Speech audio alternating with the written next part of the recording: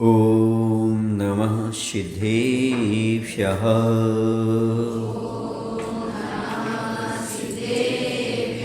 ॐ नमः सिद्धेभ्यः।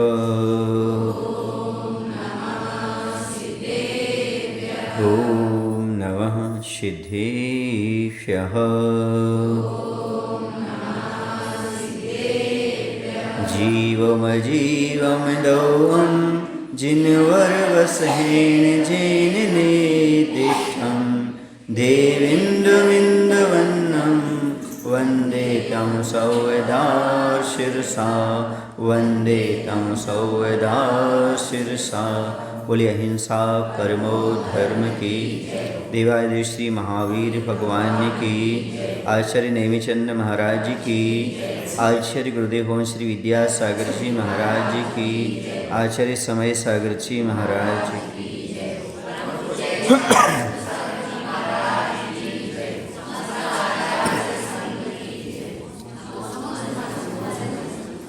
अपना विषय चल रहा था निर्जरा। निर्जरा किसे कहते हैं? तो आत्मा से एक देश कर्मों का झड़ जाना सो निर्जरा कहलाता है। जैसे नाव में पानी है तो एक एक अंजुली करके उस पानी को बाहर उलीचते जाना, निकालते जाना, ये कहलाएगी निर्जरा। नहीं, सर्वदेश हो जाए तो मोक्ष हो जाएगा। समझ गए ना? पूर्ण कर्म का क्षय होना से क्या हो जाएगा? मोक्ष हो जाएगा। समझ गए? धीरे धीरे उसको निकालते जाना। तो ये निर्जरा दो प्रकार की होती है, एक सविपाक पढ़ाया था, दूसरा अविपाक। तो अविपाक निर्जरा जो होती है वो तपस्या के माध्यम से होती है। कैसे होती है? तप के माध्यम से। जैसे वृक्ष में अपने आप आम का पकना, ये कहलाएगा सविपाक, और उससे समय से पहले उसको निकाल करके पाल आदि में पका लेना, वो कहलाएगी अविपाक। तो तपस्या के द्वारा हीट दे करके तपाना, तो तप क्या कहलाता है? तो बता चुके आपको कई बार। इच्छा निरोध तपा, इच्छाओं का निरोध करना सो तपस्या है। यह कर्म निर्जरा के लिए जो उपक्रम अपनाया जाता है उसका नाम तपस्या कहलाता है। उद्देश्य क्या होना चाहिए? कर्म की निर्जरा होना चाहिए। और कर्म की निर्जरा के जो उपक्रम अपनाओगे उसमें नियम से कुछ ना कुछ इच्छाओं का निरोध करना पड़ता है। उस इच्छा का निरोध का नाम ही तपस्या कहलाता है। समझ गए? कर्म क्षयाथम तप्यति तपा या इच्छा निरोधः तपा। कर्म की निर्जरा करना ही मुख्य उद्देश्य होता है तपस्या का। और ये निर्जरा का प्रकरण यहाँ पर चल रहा है। तो तप भी दो प्रकार के होते हैं, बाह्य तप होते और अभ्यंतर तप होते हैं। अनशन आदि होते, अनशन, अमोदर्य, वित्त परिसंख्यान, रस परित्याग, सयासन और कायकलेश, ये बाह्य 6 प्रकार के तप होते हैं। और अंतरंग के कौन से होते हैं? प्राश्चित आदि जो होते हैं वह अंतरंग तप हुआ करते हैं। तो बाह्य तप क्यों करना, अंतरंग तप क्यों करना? बाह्य तप की भी आवश्यकता है और अंतरंग तप की भी आवश्यकता है, दोनों तप की आवश्यकता है। क्यों? तभी आत्मा तपती है। हाँ, दोनों हो जाते हैं। प्राश्चित का अर्थ ही है। तो क्या कह रहे हैं हम? बाह्य तप भी जरूरी है और अंतरंग तप भी जरूरी है। क्यों जरूरी है? क्योंकि आप लोग रोटी बनाते हैं, कितने लोग रोटी बनाए? बनते हुए देखे? रोटी एक तरफ से सेकी जाती कि दोनों तरफ से?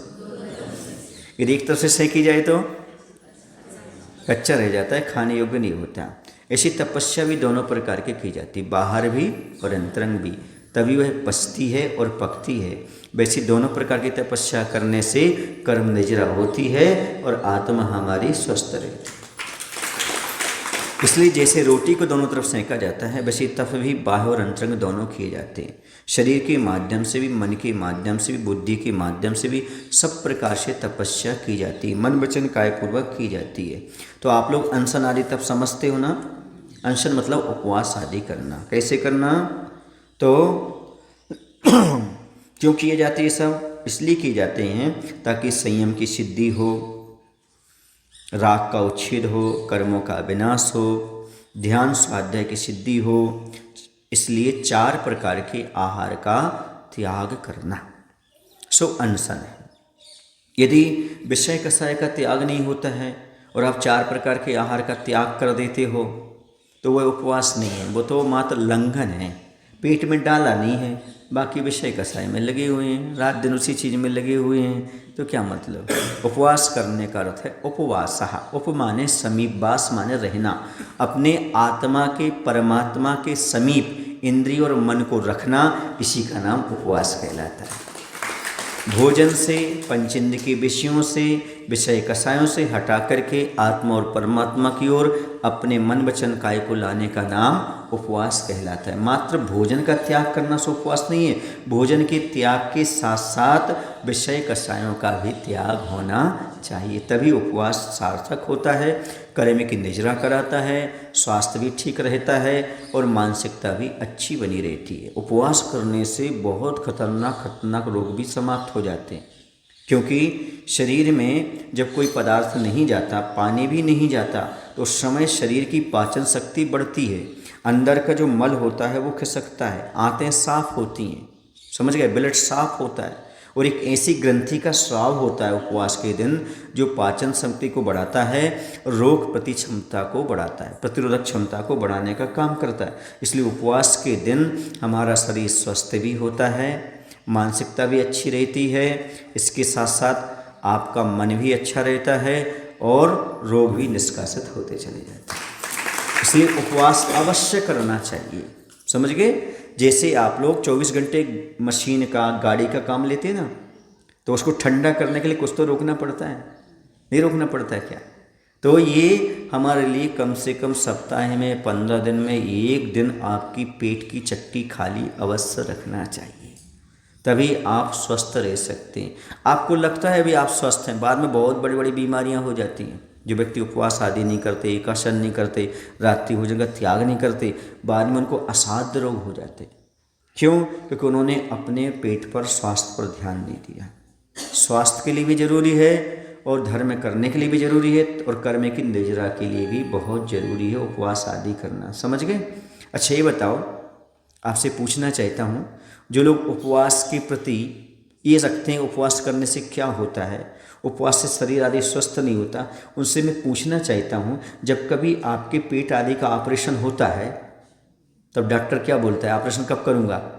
जब आपका खाली पेट होगा, या तो आपने अकेला पानी पिया हो तो, या फिर कुछ भी नहीं खाया हो, तब आपका ऑपरेशन होता है। जब शरीर की चिकित्सा बिना उपवास के नहीं होती, रोग निष्कासित नहीं होता, तो आप सोचिएगा आत्मा की चिकित्सा, कर्म की निर्जरा, निष्कासन कर्म का बिना तपस्या के हो ही नहीं सकता। इसे तप करना बहुत अनिवार्य है, कर्म को निकालने के लिए और रोग को निकालने के लिए, दोनों को समाप्त करने के लिए उपवास करना बहुत आवश्यक है।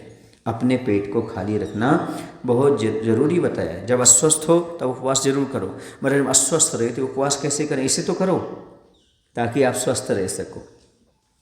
हमने देखा है अंत समय जब संलेखना चलती है जीव की, तब उस समय उपवास करने से और स्वस्थ होता जाता है और अच्छे चेहरे पर चमक आती है, स्वास्थ्य लाभ होता चला जाता है। क्यों? क्योंकि अंदर के रोग, मल आदि निकलते हैं। अंदर बहुत सारी अशुद्धियाँ पड़ी हुई हैं, पेट में बहुत कचरा पड़ा हुआ है। ये मत समझो कि तुम एक दिन में ही लस्त पड़ जाओगे, ऐसा हो जाएगा। और मालूम एक उपवास में सर दर्द क्यों करता है, लस्त क्यों पड़ते हैं?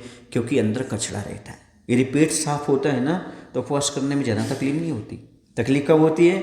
जब अंदर पेट में मल वगैरह भरा हो, तो प्यास सताएगी, आकुलता होगी। और यदि पेट साफ रहता तो नहीं। इसलिए एक उपवास करो, आकुलता होगी, 2 करो, आकुलता होगी, 3 करो, आकुलता होगी। उसके बाद जो है जब आप करने लगोगे फिर आपको अच्छा लगेगा। लेकिन आप एक उपवास करेंगे, फिर 10 दिन बाद एक करेंगे, तो ये पेट की सफाई चलेगी। उस समय थोड़ी सी आकुलता शरीर में हो सकती है, लेकिन अभ्यास होने के बाद फिर बाद में आकुलता नहीं होती। ये नियम है, समझ रहे ना। क्योंकि शरीर फिर उसको अपने रूप में ढाल लेता है, फिर आपको अच्छा लगेगा। और जब आपने उपवास नहीं किया 10-15 दिन में आपको आकुलता होने लगी, उपवास नहीं किया और हमारा शरीर साथ नहीं दे रहा, अच्छा नहीं लग रहा है, पर आपको उपवास की क्या पड़ जाएगी? आदत पड़ जाएगी, हैबिट पड़ जाएगी, और आपका शरीर उस रूप में ढालने लगेगा और आपकी आत्मशक्तियाँ जागृत होंगी। उपवास के लिए बहुत सारा समय बच जाता है ना। खाने पीने में समय भी जाता है, समय बच जाता है, बहुत सारे काम भी हो जाते हैं, पढ़ाई भी हो जाती है, स्वाध्याय हो जाता है, बहुत सारे काम हो जाते हैं, बुद्धि भी काम करती है। और यहाँ वहाँ उपयोग नहीं जाता, क्योंकि पेट में कुछ हो तो आदमी को ऊधम करने की इच्छा होती है। जब पेट में कुछ नहीं है तो शांति से बैठ जाया करता है, तो बहुत सारी चीज़ों से बच जाता है, समझ गए। इसलिए उपवास करना भी बहुत ज़रूरी है, चाहे स्वास्थ्य हो चाहे धर्म हो, दोनों को अच्छा रखने के लिए ये सब चीज़ें करना जरूरी है। उपवास नहीं कर पाते, एक आसन आदि करो। क्या करो? एक आसन नहीं कर सकते तो कम से कम रात्रि में भोजन पानी नहीं करेंगे, ऐसा भी आप नियम का पालन कर सकते हो। इससे भी बहुत सारा स्वास्थ्य लाभ लिया जा सकता है। रात्रि में कुछ नहीं डालेंगे, पानी भी नहीं, भोजन भी नहीं। यदि आपको नहीं चलता है, बहुत मजबूरी है, मान लो कोई अस्वस्थता है, तो अन्न तो मत लीजिए रात में। क्या मत लीजिए? अन्न समझते हो? अनाज मत लीजिएगा। इसका अर्थ ये नहीं है कि आप पेड़ा खाने लगो, मावा खाने लगो, है ना, ये नहीं। गरिष्ठ भोजन तो करना ही नहीं है, समझ गए? उससे बचो, जितना बचोगे उतना आप स्वस्थ रहोगे, मानसिक रूप से भी रहोगे और शारीरिक रूप से भी रहोगे। विद्यार्थियों को वैसे ही कहा अल्पाहारी, विद्यार्थी को कम भोजन करना चाहिए। क्यों करना चाहिए? यदि बुद्धि को अच्छी रखना चाहते हो, पढ़ाई में मन लगाना चाहते हो, नींद को जीतना चाहते हो, आलस्य को जीतना चाहते हो, यहाँ वहाँ की बातों में नहीं उलझना चाहते हो, तो कम भोजन करो। जितना कम भोजन करोगे आपका पेट स्वस्थ रहेगा, पेट स्वस्थ रहेगा तो आपका माइंड स्वस्थ रहेगा, माइंड स्वस्थ रहेगा तो आपकी बुद्धि चलेगी, बुद्धि चलेगी तो आप एग्जाम में टॉपर हो जाएंगे। समझ गए? परीक्षा में। इसलिए भोजन कम से कम लेना चाहिए जितना हो सके। इसका अर्थ ये नहीं कि आप बिल्कुल ही भोजन ना करें। कुछ विद्यार्थी भोजन ही छोड़ देते, वो भी गलत है। भोजन एकदम नहीं छोड़ना, क्योंकि विद्यार्थी जीवन में भोजन की जरूरत पड़ती है, लेकिन अल्प भोजन, अति ना करें। किसी चीज़ की अति ठीक नहीं, पूरा छोड़ना भी नहीं, है ना, और अति मात्रा में लेना भी नहीं। लिमिट से। आपको मालूम है आपका पेट कितना चाहता है। ये मत सोचो कि गरम गरम बनना है तो लेते जाओ, ऐसा मत सोचो कि ये अच्छा लग रहा है सो लेते जाओ, नहीं, वो है आपको नुकसान पहुंचा सकता है। इतना विवेक रखना चाहिए। दूसरा था अमोदरी। अमोदरी का अर्थ होता है संयम को जागृत करने के लिए, विकारों की शांति के लिए, संतोष और स्वाध्याय आदि सुखपूर्वक हो सके, इसके लिए अल्प आहार लेना, भूख से कम खाना, यह कहलाता है अमोदरीय। अमोदरीय, ऊन उदर, ऊन माने कम, उदर माने पेट, पेट से कम भोजन ग्रहण करना, यह कहलाता है ऊन उदर। ये भी तप है, खाते हुए भी तपस्या कर रहे। बस ध्यान रखो, गृद्धता से मत खाओ, संतोष रखो, थोड़ा सा पेट को खाली रखो। यदि आपकी भूख 4 रोटी की तो 3 रोटी खाओ, ये भी ऊन उदर है। समझ में आ रहा है ना? ऐसा करने से भी तपस्या होती है, ऐसा करने से भी कर्म की निर्जरा होती है। महाराज ये तो आपने अच्छी बता दी, 1 रोटी कम खाओ, पर खपती नहीं, ज़्यादा और हो जाती है, वो नुकसानदायक है। समझ रहे ना? कम हो तो अच्छी। ब्रेक लगाना सीखो। क्या लगाना सीखो? ब्रेक लगाना। जैसे ट्रेन होती ना, उससे मालूम पड़ता है स्टेशन आने वाला है, 1 किलोमीटर पहले से वो अपना स्लो करना शुरू कर देते हैं। ऐसे आपको लगता है कि अब पेट भरने वाला है, उससे पहले ही आप अपनी गाड़ी को कर दो स्लो। नहीं नहीं नहीं नहीं नहीं, ऐसा नहीं, ऐसा नहीं नहीं नहीं नहीं, अब नहीं, बहुत हो गया। समझ गए? तब जा कर के आप ब्रेक लगा पाएंगे और अच्छे से काम करेंगे। याद रखो, जिस दिन उपवास करना हो उसके 1 दिन पहले, आपको सावधानी बता रहा हूँ, कुछ लोगों को उपवास करने में आकुलता हुई तकलीफ होती है। वो 1 दिन पहले क्या करें? वह भोजन और गरिष्ठ भोजन ना लें। भोजन तो लें पर गरिष्ठ भोजन ना लें, कम भोजन लें और पानी की मात्रा बढ़ा लें। यदि कमजोरी रहती है तो अच्छे से 8-10 मुनक्का ले लें। क्या ले लें? 8-10 मुनक्का, समझते ना? उसके माध्यम से एनर्जी बनी रहेगी, और जो आपने 2 रोटी एक्स्ट्रा खाने के भाव रखे थे वो कम खा लोगे। ये मुनक्के एनर्जी 2 रोटी से ज़्यादा देंगे आपके लिए। समझ गए ना? थोड़ा सा नमक डाल करके क्या ले लेना? मुनक्का ले लेना, तो आपकी एनर्जी बनी रहेगी और उपवास में आपको दिक्कत नहीं जाएगी। और जितना कम खाओगे, कम का मतलब समझ रहे हैं ना? पेट भर नहीं खाना, तो आपका दूसरा उपवास में अच्छा रहेगा। और ज़्यादा खा लोगे तो पचाने के लिए पानी मांगेगा, पानी मांगेगा तो आकुलता होगी, आकुलता होगी तो उपवास में आपके लिए दिक्कत होगी, और 30 दिन पारना में भी आपको दिक्कत जा सकती है। समझ गए? इसलिए उपवास के दिन क्या करना है? थोड़ा सा उपवास के 1 दिन पहले कम खाना है। इसलिए आपको मालूम है जो पुरुषत्व करते हैं, पुरुष उपवास करते हैं, प्रतिमाधारी होते हैं, उनके लिए बताया है सप्तमी को एकासन, अष्टमी को उपवास, फिर नवमी को एकासन। क्यों बताया? तो 1 दिन पहले कम खाओगे, उपवास अच्छे से होगा, ये नियम है।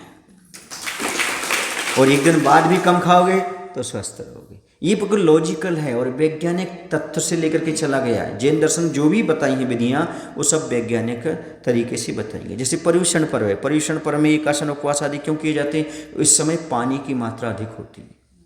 जो व्यक्ति उस समय अच्छे से भोजन करते हैं वो बीमार पड़ते हैं, ध्यान रखना।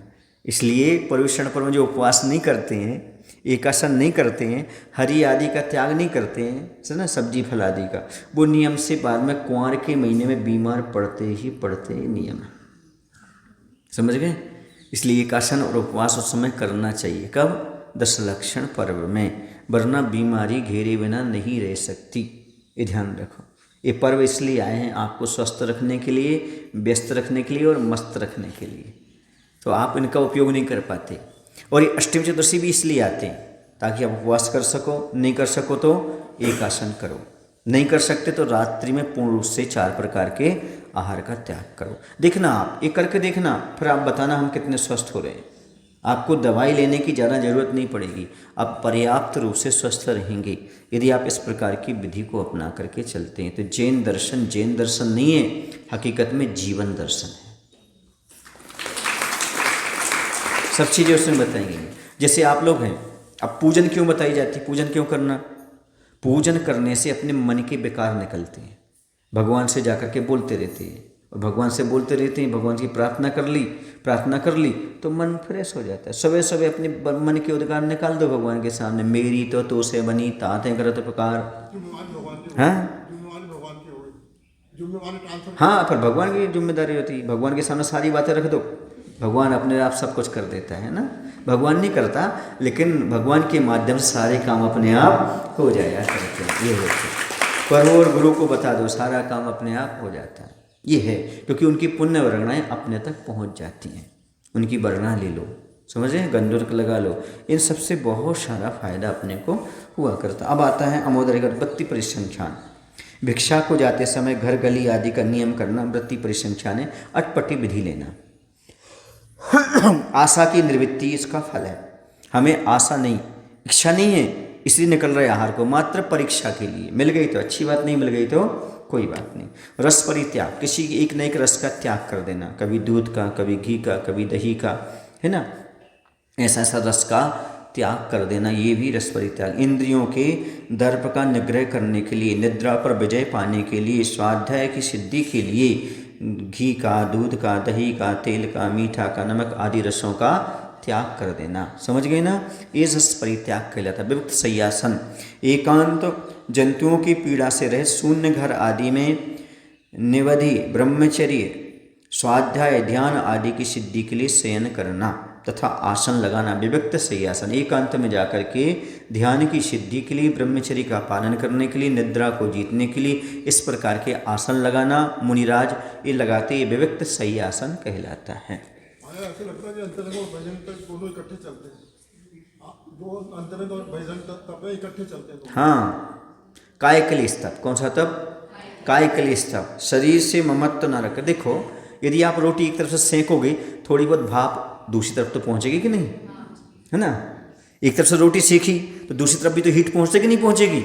इसी प्रकार से एक तप करोगे, बाह्य भी करो, तो अंतरंग की वृद्धि तो होगी कि नहीं होगी, इससे तो किए जाते हैं। और अंतरंग करोगे तो बाहर में थोड़ा तपस्या तो करना ही पड़ेगी। किसी तरफ रोटी सेको, थोड़ी थोड़ी आंच दोनों तरफ पहुंचती है। ऐसे कोई भी तप करो, दोनों तरफ थोड़े बहुत तो होते ही हैं, ये नियम है। समझ गए? ऐसा तो विविक्त शय्यासन हो गया।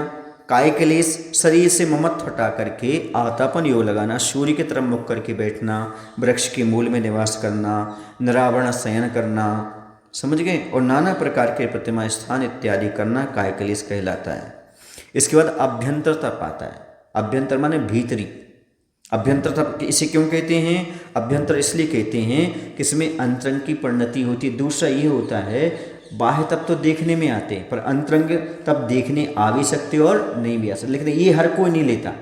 ये जैनियों के लिए होते, मुख्य रूप से इसका पालन जैनी लोग अच्छी तरह से कर लेते। इसे अभ्यंतर तप कहते हैं। मन का नियमन करने वाला होने से प्रायश्चित आदि को अभ्यंतर तप कहते हैं। मन को नियंत्रण में रखने के लिए ये होते हैं, मन को संयमित करने के लिए होते हैं, इसलिए इसको अभ्यंतर तप कहते हैं। अभ्यंतर तप के 6 भेद होते हैं: प्रायश्चित, विनय, वैयाव्रत, स्वाध्याय, विसर्ग और ध्यान। प्रायश्चित क्या कहलाता है? प्रमाद अथवा अज्ञान से लगे हुए दोषों को दूर करना प्रायश्चित तप कहलाता है। निश्चित है अज्ञान के माध्यम से, आलस्य प्रमाद के माध्यम से लिए गए व्रतों में दोष लगते हैं, उनका शोधन करना सो प्रायश्चित तप है। प्राय अर्थात होता है अपराध, चित्त माने होता है शुद्धि। तो चित्त की शुद्धि के लिए जो किया जाता है, अपराध की शुद्धि के लिए जो किया जाता है, उसका नाम प्रायश्चित तप हुआ करता है। प्रायश्चित तप भी है और शुद्धि का कालम भी है। यदि आप अपने मन को, दोषों को शुद्ध करना चाहते हो, दोषों को निष्कासित करना चाहते हो, तो प्रायश्चित लेकर के तपस्या करके किया जा सकता है। लेकिन लोग प्रायश्चित से डरते हैं। क्यों? प्रायश्चित लेने से तो तपस्या से डरते हैं, और तपस्या से डरते हैं तो मतलब मोक्ष मार्ग से डरते हैं। जो प्रायश्चित से डर रहा है वो तपस्या से डर रहा है, जो तपस्या से डर रहा है वो मोक्ष मार्ग से डर रहा है। जो मोक्ष मार्ग से डरेगा उसको मुक्ति की उपलब्धि कैसे होगी? कर्म की निजरा कैसे होगी? जैसे कर्म की निजरा चाहते हो, मुक्ति का लाभ चाहते हो, तो प्रायश्चित को भी स्वीकार करना चाहिए। समझ गए? किए गए अपराध की क्षमा हर कोई मांग लेता है, पर दंड कोई नहीं मांगता। क्षमा करो ऐसा सब कर, दंड तो मांगो। क्या? जो गलती हुई उसकी क्षमा मांग ली, लेकिन प्रायश्चित लो, तभी वह आपकी गलती शुद्ध होती है। इसके पहले शुद्ध नहीं होती। लेकिन आप क्या कर लेते हो? क्षमा मांग लेते हो, लेकिन प्रायश्चित नहीं मांगते हो। गलती की क्षमा के साथ क्या मांगना चाहिए? प्रायश्चित, तभी उसकी शुद्धि हुआ करती है। अब आता विनय तप। रत्नत्रधारी पूज्य पुरुषों का यथायोग आदर करना सो विनय तप कहलाता है। मोक्ष मार्ग का प्रकरण है। वैसे पूज्य पुरुषों का आदर करना सो विनय है। ये विनय गुण बहुत अनिवार्य है, चाहे वह ग्रस्त हो, चाहे मुनि हो, चाहे विद्यार्थी हो, चाहे छोटे हो, चाहे बड़े हों। विनय के माध्यम से समीचीन रूप से व्यवहार चलता है। जैसे आपकी गाड़ी होती है, गाड़ी में ग्रीस लगा दो तो आपकी गाड़ी बिना कट आवाज़ किए आगे बढ़ती जाती है। इसी प्रकार से यदि आपके व्यवहार में विनम्रता का ग्रीस है, तो आपकी व्यवहार की, परिवार की गाड़ी बिना खटपट के आगे बढ़ती चली जाती है। इसलिए विनम्रता का ग्रीस आपकी व्यवहार की गाड़ी में लगाना बहुत अनिवार्य है। आज विनम्रता का ग्रीस न होने से सारी गड़बड़ी खटपटी चल रही है। इसलिए विनयवान होना बहुत जरूरी है। क्या है? छोटे चाहते हैं कि बड़ों से हमें प्रेम मिले, और बड़े चाहते हैं छोटों से हमें सम्मान मिले। यदि छोटे बड़ों को सम्मान देंगे तो बड़ों से उनको प्रेम मिलेगा, समझे ना? और बड़े छोटों को प्रेम देंगे तो छोटों से सम्मान मिलेगा। अब दोनों सोचते हैं वो हमें सम्मान दे तो हम प्रेम दे, ये सोचता है कि हमें वो प्रेम दे तो हम सम्मान दें। अरे शुरुआत कहीं से तो करो, बड़े लोग कर लो, छोटों को प्रेम देना शुरू कर दो, वो आपकी विनय करना शुरू कर देंगे। छोटे लोग विनय करना शुरू कर दो, वो आपको प्रेम देने लगेंगे। समाज में सामंजस्य क्यों नहीं बनता? क्योंकि एक दूसरे की विनय नहीं करते, एक दूसरे को प्रेम नहीं देते, इससे सामंजस्य नहीं बनता। जब एक दूसरे को प्रेम देंगे, एक दूसरे का सम्मान करेंगे, समाज में एकता अपने आप आ जाएगी। समझ गए? ये बहुत जरूरी है। इसके बाद आता है विनय के साथ वैयावृत्त। वैयावृत्त माने जो भी मुनिराज को आवश्यक है उसकी पूर्ति करना, साथ ही साथ शरीर तथा अन्य वस्तुओं से मुनियों की सेवा करना सो वैयावृत्त कहलाती है। किसी प्रकार की वैयावृत्ति कर सकते हो, मानसिक कर सकते हो, शारीरिक कर सकते हो, समझ गए, बौद्धिक कर सकते हो। बौद्धिक कैसे करेंगे? शास्त्र आदि उपकरण आदि को व्यवस्थित देना, है ना, ये बौद्धिक हो गई। मानसिक, उनको कोई विकल्प है किसी प्रकार का, उसको हटा देना, वह मानसिक वैयावृत्ति है। शारीरिक, उनके शरीर में रोग आदि है तो उसके लिए अपना प्रयास करना, औषधि आदि के माध्यम से, हाथ पैर दबाने के माध्यम से, वातावरण को शुद्ध बनाए रखने के माध्यम से वैयावृत्ति की जाती है। ये तपस्या है। क्या है ये? तपस्या है। आप लोग ये तपस्या सहज कर सकते हो, आहार के माध्यम से, औषध के माध्यम से, हाथ पैर दबाने के माध्यम से, और भी आवश्यक। आप ज़्यादा उपवास नहीं कर पाते, है ना, ज़्यादा एकासन नहीं कर पाते, ये तपस्या करो। आचार्य ने बहुत सारे कर्म निर्जरा के साधन बताए हैं, एक ही नहीं है, ये भी निर्जरा का साधन है। मुनि को आहार देना भी निर्जरा का साधन है, औषधि दान देना भी किसका है? निर्जरा का साधन है ना। सेवा करना भी, वैयावृत्ति करना भी, उनके साथ चलना भी, उनके उपकरण की व्यवस्था करना, कक्ष आदि को देख करके जहाँ बैठते हैं उसमें व्यवस्थित करना, ये भी तपस्या है। सुन रहे हैं? हाँ, यदि अपने मन से की जाए तो, उस भावना से की जाए कि मेरा कर्तव्य है और मुझे कर्म निद्रा करना है ऐसा भाव हो तो सब जगह आपके लिए प्रयास है। आम की आम है, गुठलियों के दाम है। सुबह से आम आकर के देख जाओ महाराज की कक्ष में कुछ हुआ कि नहीं, साफ सुथरा है कि नहीं, बटा लगे, चींटी आती तो नहीं है, कोई हवा हवा गड़बड़ तो नहीं, देख लो। इसमें क्या बात है, देख करके जा सकते हैं। और एमपी में तो ऐसे ही होता है, बुरा ना लगे तो बता दूं, महाराज जहाँ पर रहते हैं वहाँ पर माली पुजारी की व्यवस्था नहीं रहती। वहाँ पर गृहस्थ सावक साविकाएँ ही आकर के झाड़ू पोछा व्यवस्था सारी चीज़ें करते हैं, तब वो पुण्य कमाते हैं। क्योंकि ये काम किससे नहीं होते, समझ गए ना, ये स्वहस्त होता है। इसी तरह से मंदिरों की भी मंदिरों में भी ऐसे ही। अभी हम बेंगलोर से होकर के आए ना, बेंगलोर में जो ज्ञानोदय है ना, वहाँ पर कोई पुजारी नहीं है, कोई पुजारी नहीं है वहाँ पर, है ना। वहाँ पर सारे इंजीनियर्स जो हैं वो सारे क्या करते हैं, ड्यूटी उनकी शनिवार को 4 लोग, रविवार को ऐसे 4 लोग आते हैं सबसे पहले उठ करके, और वही द्रव्य आदि पानी छानना, द्रव्य धोना, सारी व्यवस्थाएं करते हैं। कोई पुजारी का काम नहीं। क्यों? क्योंकि भगवान की पूजन और आहार दान ये स्वहस्त होना चाहिए। एक जगह लिखा है पुत्र का उत्पन्न करना अपने स्वयं होता है ना, दान देना स्वयं से होता है, खेती स्वयं से होती है, पूजन भी स्वयं के हाथ से होता है। ये सब अपने हाथ से करना चाहिए, दूसरे के द्वारा नहीं कराई जाती ये क्रियाएं, समझ रहे।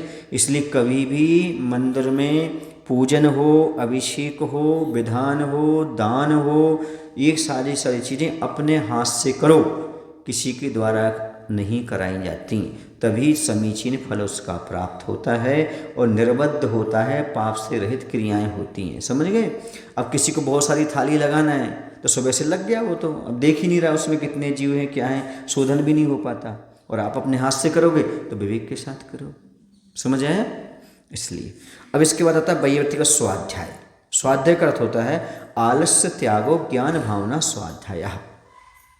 आलस्य का त्याग करके ज्ञान की आराधना करना सो स्वाध्याय है। और आचार्य कहते हैं आलस्य का त्याग ही स्वाध्याय।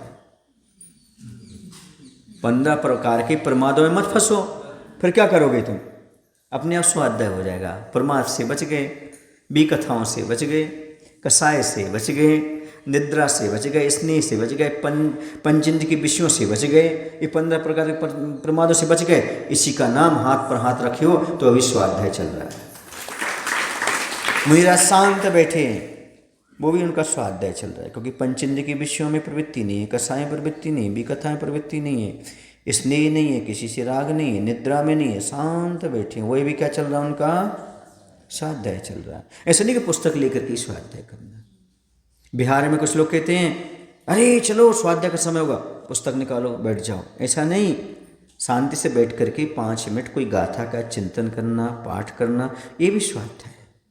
अकेले पुस्तक लेकर के बैठना स्वाध्याय नहीं है। नहीं तो भैया वहाँ तो बहुत स्वाध्याय होता है, बिहार भी होता तो रास्ते में पुस्तक निकाल करके स्वाध्याय करते, तो ऐसा नहीं।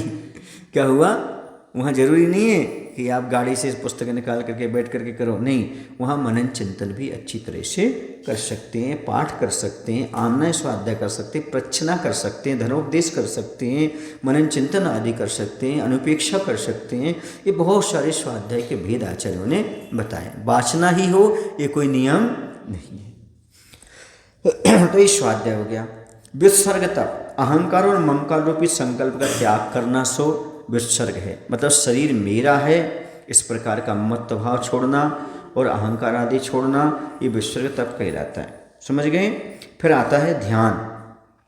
चित्त की चंचलता को रोक करके उसे किसी एक पदार्थ के चिंतन में लगाना सो ध्यान तब कहलाता है। अपने मन को स्थिर रखना, एक जगह कहीं पर लगा देना, इसका नाम ध्यान तप होता है। इसके माध्यम से बहुत नज़ीरा होती है, सुन रहे ना, समझे इसको कैसे होती है। आप लोगों ने लेंस देखा, लेंस लैब में स्कूल में लेंस होता था ना, वो तो क्या करते थे, लेंस सूर्य के सामने ऐसा करते थे, किरणों के सामने, और नीचे कागज लगाते थे ना, तो क्या होता था, जल जाता था। ऐसा कागज रखो तो नहीं जलेगा, लेंस के नीचे रखो तो, क्यों, लेंस से क्या होता था, वही फोकस बन जाता था। पूरी किरणें एक साथ यहाँ पर एकत्रित हो जाती थी और उसकी ऊष्मा सीधी की सीधी नीचे पड़ती तो क्या होता था, कागज जलने लगता था। उसी प्रकार से ध्यान के माध्यम से अपने अंदर की ऊर्जा को एकत्रित किया जाता है और एकत्रित हो जाती है, जिससे कर्ण रूपी कागज अपने आप जलना शुरू हो जाता है। इसलिए ध्यान किया जाता है, समझ गए। अशुद्धियाँ जल जाती हैं, बेकारी भाव जल जाते हैं। इसलिए ध्यान तप बहुत आवश्यक होता है, ध्यान करना चाहिए। एक राजनेता थे, वो रोज सुबह सुबह ध्यान किया करते थे। किसी ने उनसे पूछा, आप ये आधा घंटा कहाँ देते हैं? बोले बैटरी चार्ज करता हूँ। क्या बोले? जैसे आपका मोबाइल है, लैपटॉप है, आप दिन भर काम लेते हो तो रात में क्या करते हो? उसे चार्ज करते हो, वरना दोबारा काम नहीं कर सकता। वैसे मैं अपने मन को, अपनी आत्मा की बैटरी को ध्यान के माध्यम से चार्ज करता हूँ। दूने शक्ति के साथ दूसरे हमारी आत्मा, हमारा मन काम करने लगता है। यह है ध्यान का महत्व, अर्थात अपनी बैटरी को, एनर्जी को चार्ज करना। ध्यान के माध्यम से चार्ज हो जाती। जैसे हम आपको अष्टमी चतुर्दशी कराते ना, तो आपकी बैटरी थोड़ी चार्ज रहती है। चार्ज होने से अच्छा रहता है। तो इसके माध्यम से क्या होती है? निर्जरा। निर्जरा का कारण मात्र तप ही है या अन्य भी है? तो मात्र तप से ही निर्जरा का कारण नहीं है। व्रत पालन करने से भी, समिति का पालन करने से, गुप्ती का पालन करने से, धर्म, अनुपेक्षा, परिचय या चारित्र्य, ये सब संबर भी होती है। उसके साथ इन सबसे निर्जरा भी हुआ करती है। और ये सब पालन करोगे तो कहीं ना कहीं तपस्या तो हो ही जाती है। व्रत का पालन भी, इच्छाओं का निरोध तो हो गई, समिति का पालन होगा, बोलो ना भाई। इन सब में कहीं ना कहीं इच्छा का निरोध तो होता है। और जिस प्रक्रिया से इच्छा का निरोध हो जाए उसी का नाम तपस्या है। मैं तो कहता हूँ, गृहस्थ यदि सर्दी गर्मी में भगवान का पूजन करता है तो वो भी तपस्या है। क्यों? क्योंकि ठंडी में धोती दुपट्टा पहन करके आना सरल बात नहीं, वो भी तपस्या है। गर्मी में एसी छोड़ करके आना, भगवान की पूजा करना, वो भी तपस्या है। समझ आ रहा है ना?